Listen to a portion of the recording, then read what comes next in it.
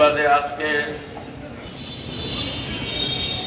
প্রতিবাদী সমাবেশ ও বিক্ষোভ মিছিলে উপস্থিত হেফাজতে ইসলাম বাংলাদেশের কেন্দ্রীয় নেতৃবৃন্দ, ময়মনসিংহ জেলার হেফাজতে ইসলাম বাংলাদেশের নেতৃবৃন্দ এবং তহিদ জনতার নেতৃবৃন্দ ও তহিদ জনতা।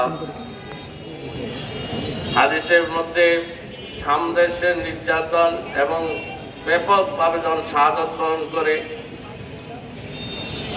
হাদিসের মধ্যে বলা হয়েছে তাহলে তৃতীয় বিশ্বযুদ্ধ এবং মাহদী আলাইহিস সালাম আসার নিকটবর্তী আলামত।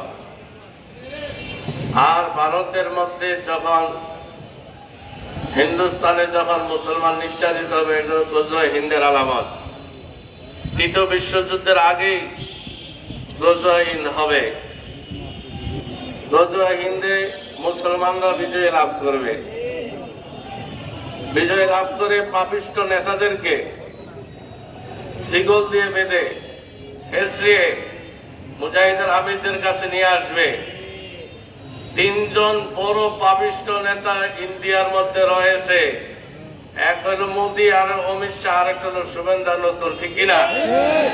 এই তিনজনকে শিকল দিয়ে গজওয়ে হিন্দের মাধ্যমে পুরা হিন্দুস্তানকে বিজয় করে এই তিন পাপিষ্ঠ নেতাকে বাংলাদেশ থেকে শুরু করে পুরা ইন্ডিয়ার হিন্দুস্তানের গলিতে গলিতে শিকল দিয়ে হেসানো হবে ইনশাআল্লাহ।